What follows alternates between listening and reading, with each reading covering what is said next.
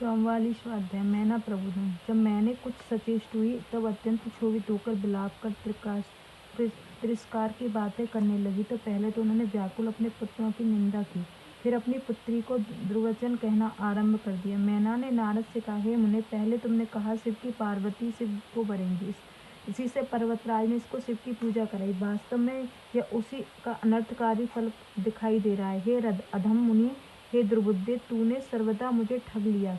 हाँ, क्या करूं, कहाँ जाऊं, मेरा कौन दुख छुड़ाएगा?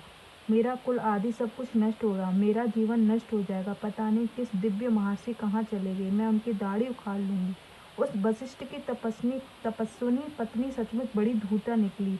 मैंने ऐसा किसका अपराध किया था जो मेरा आज सर्वस्व लुट गया? ऐसा कहकर पुत्री को देख उस कटुवचन कहने लगी, अरे दुष्ट पुत्री, तूने मुझे दुख देने वाला यह काम किया। जो तुम दुष्टा ने श्रवण देखकर कांच खरीद लिया, तूने चंदन छोड़कर कीच लपेट लिया, हंस को उड़ा, हाथ में कोए को पकड़ लिया, तू गंगाजल छोड़कर कुएं का जल पिया, सूर्य को छोड़ जुगनू को पकड़ा, कंडोलों को छोड़ तुष का भक्षण किया, सिंह को छोड़ श्रृगाल को पाला, तो ब्रह्मा विद्या को कुत्सित गाथाएं सुनी। हे पुत्री, तूने घर का मांगलिक यज्ञ विभूत को छोड़कर अमांगलिक चिंता की भस्म को ग्रहण किया। विष्णु जैसे परमेश्वर और संपूर्ण देवताओं को छोड़कर तूने अपनी बुद्धि से शिव के लिए ऐसा तप किया। तेरी ऐसी बुद्धि, रूप तथा चरित्र को धिक्कारा है, तेरी सिद्धियों को धिक्कार है, और तुझे जन्म देने वाले हम लोग भी धिक्कार हैं। और ये नारद, तुम्हारी बुद्धि तथा बुद्धि देने वाले सप्तऋषियों को भी धिक्कार है। तूने मेरा घर नष्ट कर दिया, अब तो मैं अवश्य ही मर जाऊंगी। यह पर्वतराज मेरे निकट न आवे और सप्तऋषि लोग मुझे मुंह न दिखावे। हाँ, मैं इन्हें क्या मिल गया जो सबने मिलकर मेरा कुल नष्ट कर दिया? बंध्या क्यों ना हो गई, मेरा गर्भ ही क्यों ना गिर गया, अथवा मैं मर ही क्यों ना गई, अथवा यह पार्वती ही क्यों ना मर गई, अथवा आज आकाश में किसी राक्षस ने ऐसे क्यों नहीं खा लिया? हे मुने, अभी तेरा सिर काट लूंगी, शरीर रखकर ही क्या होगा? हाँ, मैं तुझे छोड़कर कहाँ जाऊँ? हाँ, मेरा तो जीवन नष्ट हो गया। ब्रह्मा जी कहते हैं, ऐसा कहकर मैना मूर्छित हो पृथ्वी पर गिर पड़ी तथा शोक और क्रोध में समाप्त हो अपने पति के पास गई। फिर तो बड़ा हाहाकार मच गया, सभी क्रम से उनके निकट जाने लगे। सबसे पहले मैं पहुंचा। हे नारद, तब मुझे देखकर तुम उससे कहने लगे, क्या तूने पहले शिव जी का स्वाभाविक सौंदर्य को नहीं जाना था? उन्होंने लीला करने के लिए धारण किया है। हे पतिव्रते, क्रोध त्याग कर स्वस्थ हो जाओ, हट छोड़कर कार्य करो, तो शिव जी के लिए पार्वती को दे दो।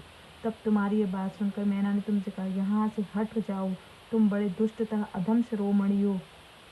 तब ऐसा कहकर इंद्र आदि लोकपालों ने कहा, हे बहन मेनके, तुम प्रसन्न होकर हमारे वचन सुनो। तुम्हारी पुत्री का कठिन तप देखकर भगवान शंकर ने निश्चय वर दिया है, वह अन्यथा नहीं होगा। इस पर मैना ने बार बार रोते कहा, उस उग्र रूपधारी शिव को अपनी कन्या नहीं दूंगी, सब देवता प्रपंच न फैलाओ। इसके ऐसा कहते विशिष्ट आदि सप्तऋषि वहां आकर बोले, हे पितृकन्या पर्वतराज प्रिय, हम तो तुम्हारे हितैषी हैं, फिर भी आपके विरुद्ध कार्य कैसे कर सकते हैं? यह कोई कम लाभ है जो शिव दर्शन हुआ है। वे तुम्हारे घर दानक पात्र बनकर आए। मैना तो ज्ञान शून्य हो रही हैं। उन्हें ऋषियों के वाक्य को व्यर्थ कर दिया और कहा, मैं पार्वती को शस्त्र से मार दूंगी, किंतु शिव के लिए नहीं दूंगी। तुम सब दूर चले जाओ, मेरे पास मत आओ।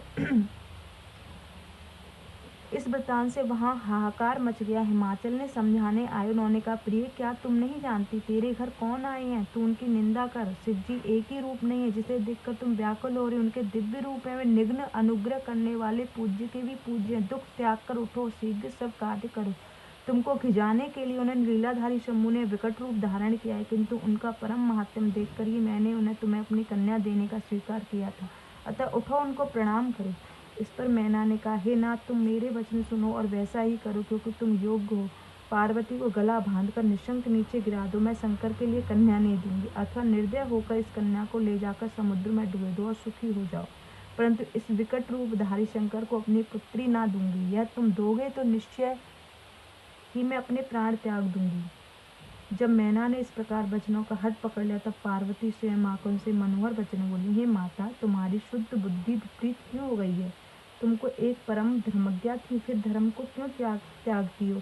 यह रुद्र तो परम प्रभु साक्षात ईश्वर है। यह भगवान शंकर सबके प्रभु और स्वयं ऐसे राजा हैं जिनका ब्रह्मा विष्णु आदि उपासना करते हैं। इससे बढ़कर और कौन सा सुख? अतः उठो, अपने जीवन को सफल करो। हे माता, तुम परमेश्वर शंकर के लिए मुझे दे दो, या मेरी प्रार्थना स्वीकार करो। यदि तुम मुझे शंकर के लिए नहीं दोगी तो मैं अन्य को वरण नहीं करूंगी। भला सिंह के भाग को कृपाल त्रिकाल कैसे पा सकती हूँ? मैं तो मन, कर्म, वाणी और शंकर जी को वर चुकी हूँ। आगे तुम्हारी जैसी इच्छा हो वैसा करो। जय गुरु जी, शुक्राना।